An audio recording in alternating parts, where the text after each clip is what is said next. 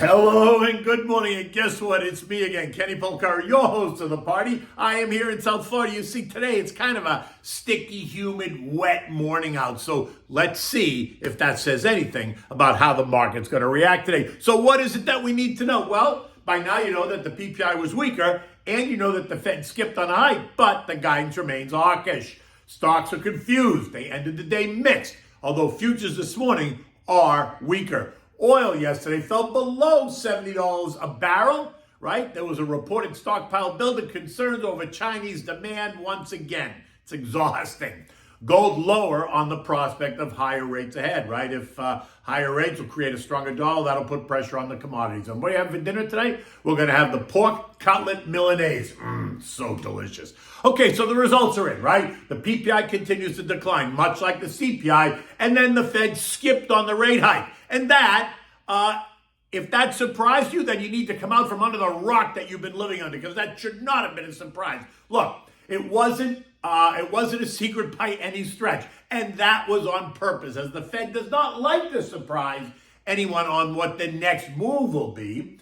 They like to prepare the markets well in advance and for what the move is going to be. And if they change their minds prior to the announcement, trust me, we would have heard about it. They would have leaked it out. And investors and traders and algos would have loved it, right? Or at least they did love it until JJ started to speak, right?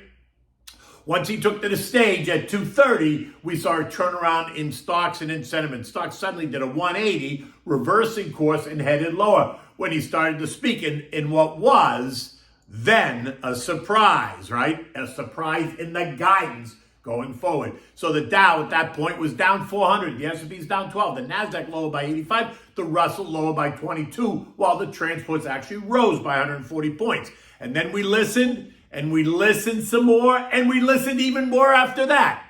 So there are essentially two takeaways to this whole drama.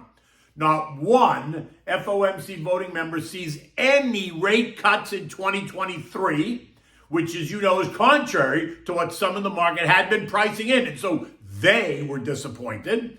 And two, there are more rate hikes coming, according to Jay, right? He suggested we could possibly see two more 25 basis point hikes, right?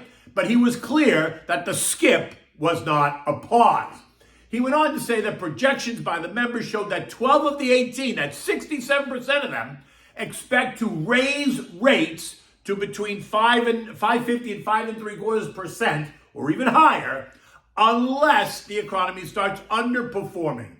Of the other six, four of them expect one more hike, while two expect us to hold rates right here, and they think it's appropriate. I thought that yesterday's weaker PPI report suggested that next month's CPI report will be lower as well. And by those numbers, it's hard to see why we need to see any increase at all going forward. But let's be honest. Have you seen a decline in real prices? I mean, a decline in everyday prices that affects you every single day. Have you seen lower prices in food, utilities, energy, services, dining out? I mean, have you? You have not. And what about healthcare? Did you see UNH yesterday? It fell 10% on the opening, only to end the day down 6.6% after they warned of, guess what? Rising healthcare costs and what that means to their bottom line, and it's not good. And so where are all these declines? Well, it's all smoke and mirrors, because it's all about the way they tell you the story. Let's start by saying that the two inflation reports are not suggesting that prices are falling at all. They are not. Prices are still rising, only at a slower pace. Gavish? So on Wednesday, we learned that the CPI ex-food and energy year over year rose by 5.3%. Yes, it's down from 5.5% last month, and it's down from 9% last year. But they're still going up, and that's why you are not feeling it. And so markets thrashed around as the Fed signaled optionality, right? They left the door open to hikes, but he also made it clear that they would pause if we see a significant slowdown.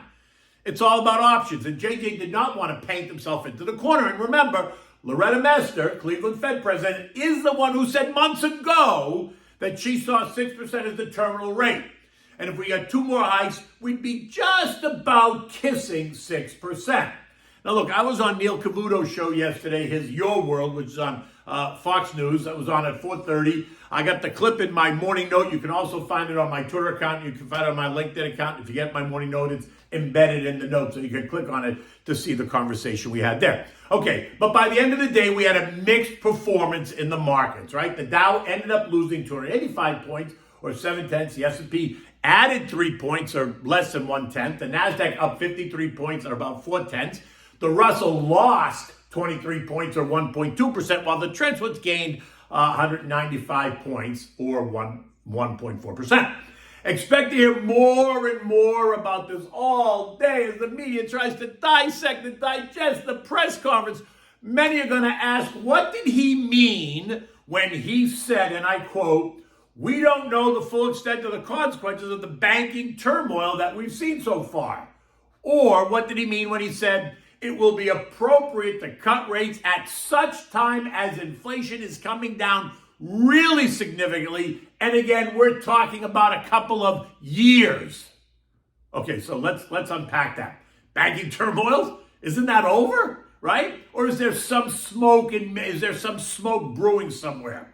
Is he warning us about a coming commercial real estate crisis? Is he warning us about adjustable rate HELOCs? Is he warning us about ongoing wage declines? Yeah, all right, we didn't talk about that. Wages are falling.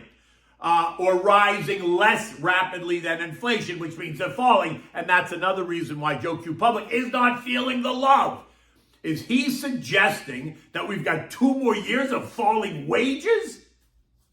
And then inflation coming down significantly? Wait, everyone in the Biden administration, along with the Democrats, are all telling us that inflation is plunging. Is that an untruth? Well, I think it is. I mean, I just explained it above, right? They're not falling. They're just rising at a slower pace. That's different than falling. And what's this couple of years stuff? That doesn't sound good. I mean, a couple of more years of this? Oh, boy. In any event, all of this week's U.S. inflation and Fed drama is now over, right? So now we're going to hear from China, the ECB, and the Bank of Japan. Overnight, China reported that industrial production was lower, but that was the consensus. Retail sales were a bit underwhelming, leaving local investors there to worry about a further slowdown in their own economy, which I think is baloney. And all while the People's Bank of China, they cut rates as a way to stimulate their economy and support the real estate market. Speculation remaining high that more cuts by the PBOC are coming. And we're about to hear from the European Central Bank this morning. And Christine Lagarde's expected to raise rates by 25 basis points, taking their terminal rate to 3.5%, which is still 3% below their inflation rate of 6.5%. This morning, U.S. futures in the United States are lower. Dow futures down 55, S&P down 15, NASDAQ down 103, and the Russell's down 8. Expect the media now to focus on the next 6 weeks. Until the next FOMC meeting in July, as we ponder what the cumulative effects of all this tightening is going to have on the economy and then on monetary policy, and then what Jay's next move will be.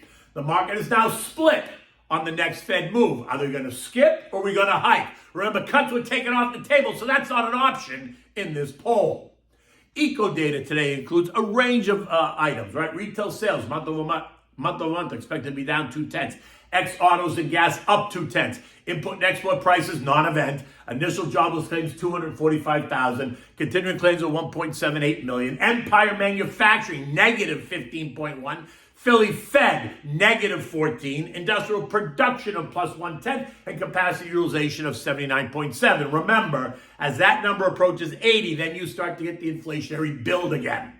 Oil gave back the $70 handle as it traded down to a low of 68.07 before settling in at 68.27. The EIA reported that U.S. domestic crude stockpiles rose by an unexpected 7.9 million barrels, tossing the idea that the Fed is not done raising rates, and that only added to the selling. Remember, as the Fed raises rates, the dollar becomes a more attractive investment. Thus, investors will push it higher, and that will negatively impact the commodity complex. Think oil and precious metals. Investors are also awaiting the latest ECB announcement and that's weighing on sentiment. Today's weaker Chinese eco-data is not helping the demand story, but the idea that the PBOC is going to cut rates to stimulate demand in their economy is causing it to find a little bit of a bid.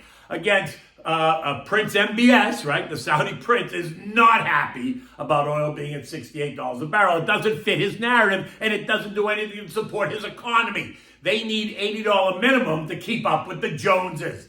And that speaks to gold's weakness. This morning, the bears are out in a vengeance. Gold down $23, leaving it trading at $19.45 an ounce. This now puts us below the trend line that gold has been fighting very hard to hold on to at $19.75, leaving it solidly now in the $18.90, $19.75 trading range, right? There's a long-term trend line support and the intermediate-term trend line now resistance. Treasuries remain inverted. But what does that really tell you? Apparently not much, because 17 months ago when it inverted, everyone raised the roof saying that a recession was imminent. The end was near. And that we have to batten down the hatches. Well, since then, we've seen the S&P plunge by 22%, only to take most of it back, rising by 25% off the October low. And the NASDAQ, it plunged by 33% in October 22 and has now regained 35% as of yesterday. Both, though, are still a bit lower than the February high, but not anywhere near they would be if we were trading in a full-blown recession. Remember, to be flat with the February high, the S&P would have to advance by 31%, while the NASDAQ would need to advance by 44% just to get us even to then. And so the question now is, what does the Fed have in store? Currently, the S&P is trading at 19.5 times forward earnings, right, of $224 a share. And if the Fed pushes rates higher, then valuations are going to have to be adjusted down. Earnings per share for the S&P will be adjusted down. And that just means that prices will adjust, guess what? Down. It doesn't mean a crash. All it means is that don't get your panties in a bunch. It just means that some of the names will go on sale. And would you like to venture a guess on what sectors that might be? Maybe the sectors that have way outperformed by chance? The sectors that are up, big double digits in the 30 and 40% range? I mean, I'm just saying. This morning, the 2-year Treasury is yielding 4.6%, the 10 years yielding 3.8%. The shorter duration bills, the 3 and 6, are yielding 5.1% and 5.3%. And those are attractive yields, especially if you think stocks are about to plunge and you want to pull some money out and make it safe. European markets are lower this morning as they digest the Fed's move and await the ECB move. The Chinese data is also weighing on the tone. At 7:30, European markets were all down about 0.7%. The S&P closed last night at 43.72, which was up 3 points. This morning, the tone suggests a pullback, a move that I've been telling you to expect.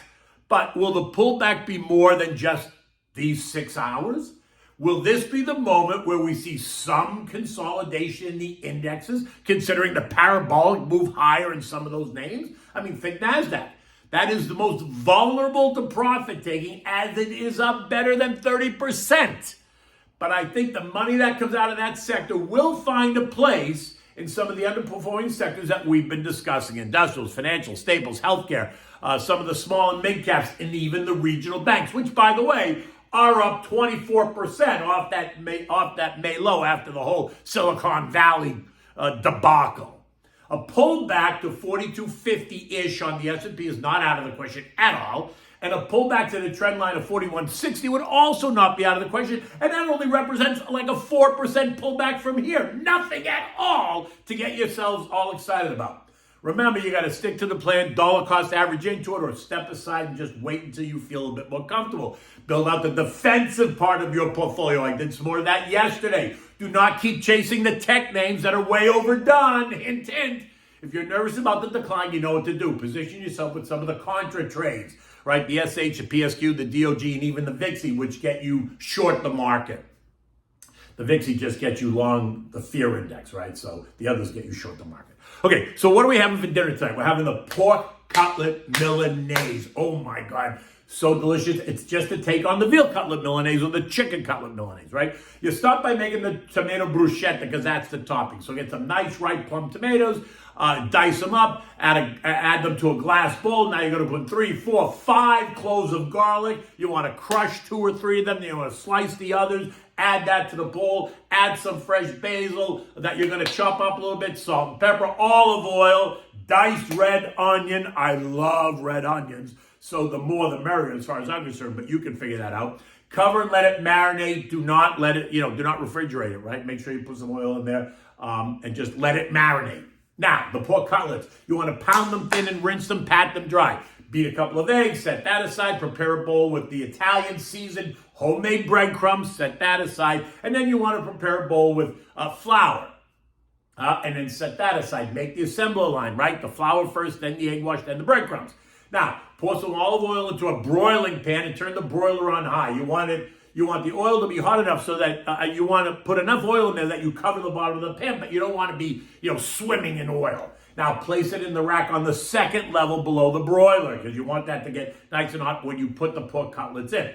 Now, dredge the cutlet in the flour, dip it in the egg wash, and then dredge it in the homemade breadcrumbs, making sure that you coat all sides really well, right? Now, go back to the oven. When the oil's really hot, take the cutlet, place it in the broiling pan on one side, then flip it over to the other side. Fill the pan with the cutlets, put them back under the broiler. You want to cook for, 5 minutes or so. You got to check it until they're nice and golden brown. Then flip them, cook the other side for another 4 or 5 minutes so that's nice and golden brown. Remove it, set it aside.